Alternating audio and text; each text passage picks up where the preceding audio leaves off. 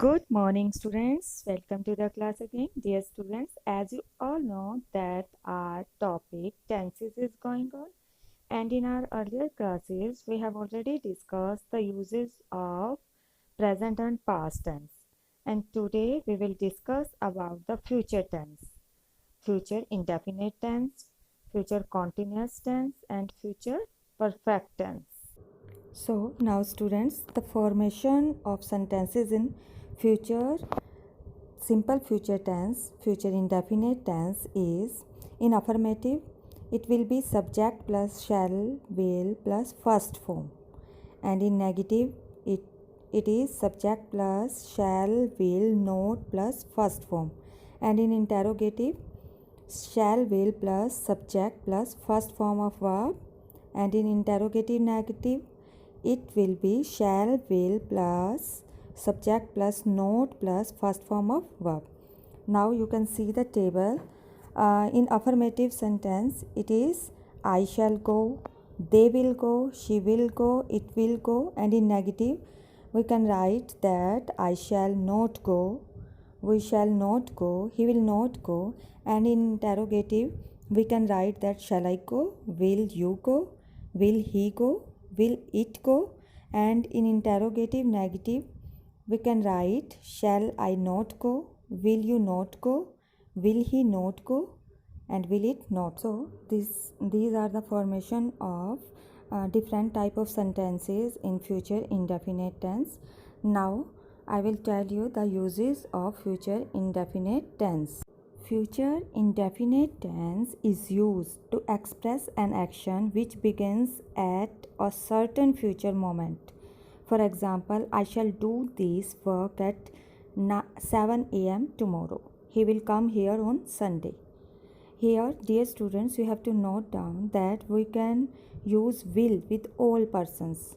With first person pronoun, we may use shall instead of will. And short form of there are some short forms, will or shall, apostrophe, comma, and double L. Will not is the there is the construction form of won't here also, and there is the construction form of shall not also given there. And after this, I want to share that I will or we will are used with an idea of intention, determination, or promise. When we used will with first person, for example, I will or we will, it is used with an idea of intention, determination, and promise. For example, I will play here, we will vote for you. And second is in the same way, shall is often used with second or third person pronoun in the sense of promise and threat. For example, you shall get from me anything you want. You shall not leave this place until you are allowed.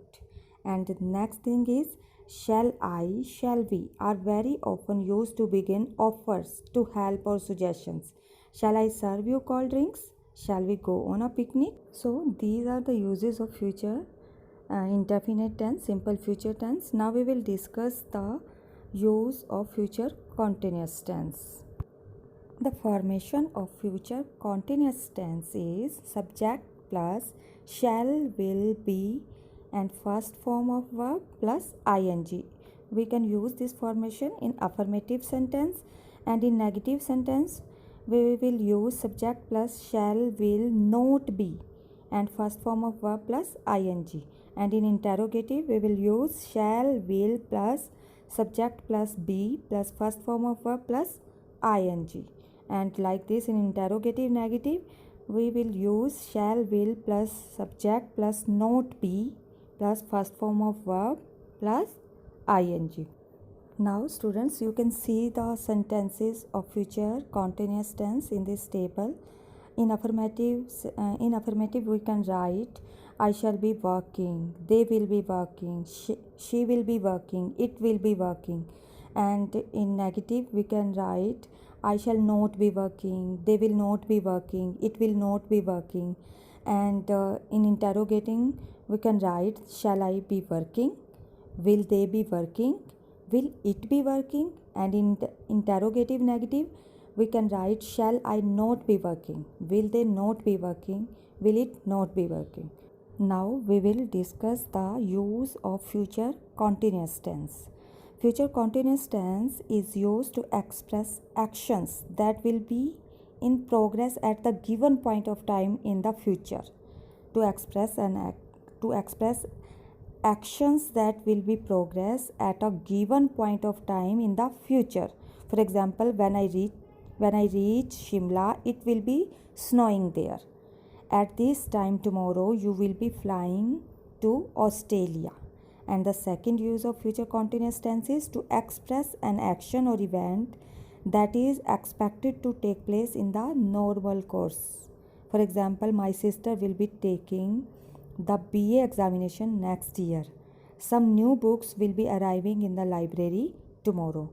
So like this, we can write the sentences in future continuous tense. Firstly, to express an action that will be progress at the given point of time in the future, and second use of to express an action or events that is expected to take place in the normal course in our day-to-day life. Now students, we will discuss the future perfect tense. The formation of future perfect tense in affirmative is subject plus shall, will plus have and third form of verb, and in negative subject plus shall, will plus not have plus third form of verb, and in interrogative we use shall, will plus subject plus have plus third form of verb, and in interrogative negative we use shall, will plus subject plus not have plus third form of verb. So these are the formation of sentences in affirmative, negative, interrogative and interrogative negative. Now I will tell you the different type of sentences of future perfect tense, that is in affirmative, negative, interrogative and interrogative negative. So we can use the future perfect in affirmative like I shall have done, you will have done, he will have done. And in negative we can write we shall not have done, he will not have done, she will not have done. And interrogative we can write the sentence as shall we have done, will he have done, will it have done. And interrogative negative we can write shall we not have done, will they not have done, will it not have done. So these are the different type of sentences with different subjects in the future perfect tense. So now we will discuss the use of future perfect tense.